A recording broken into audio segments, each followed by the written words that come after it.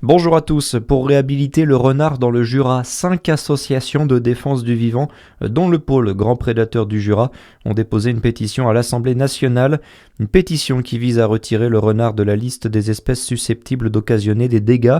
La pétition doit maintenant récolter au moins 100 000 signatures pour pouvoir arriver dans les mains d'une des 8 commissions permanentes de l'Assemblée nationale et être étudiée.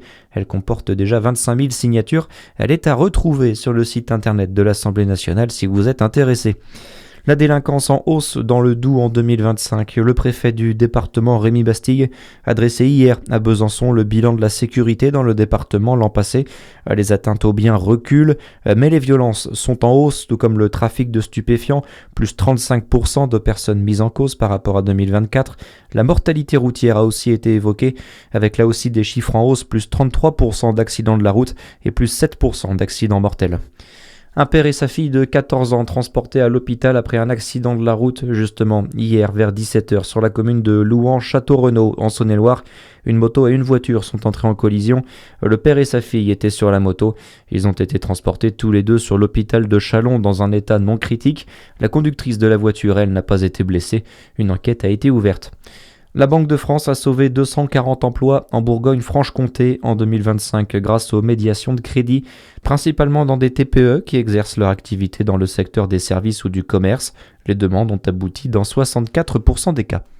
En France, 100 000 euros d'amende, 1 an de prison ferme sous bracelet électronique, 5 ans d'inéligibilité. Voilà les réquisitions prononcées à l'encontre de Marine Le Pen. Hier soir, la chef de file des députés du Rassemblement national pourrait ne pas pouvoir se présenter à l'élection présidentielle de 2027 si elles sont suivies. En revanche, aucune exécution provisoire n'a été demandée par l'avocat général.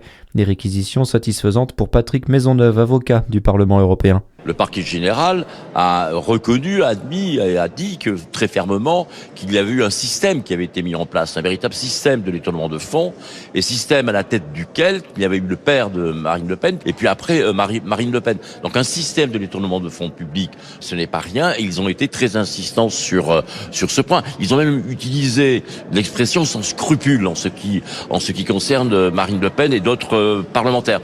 Donc des réquisitions assez sévères, mais sur lesquels nous on les rejoint totalement, puisque ça a été notre position depuis le début. Le verdict est attendu pour l'été. Dès aujourd'hui, ce sont les avocats de la défense qui commenceront leur plaidoirie. Et puis les sports, avec d'abord le basket. L'élan Chalon a chuté hier sur le parquet de Malaga en Champions League. Longtemps dans le coup, les Saône-et-Loiriens ont fini par s'incliner face au tenant du titre, 82-111. Très bonne journée à tous. À suivre, c'est votre météo sur Fréquence Plus.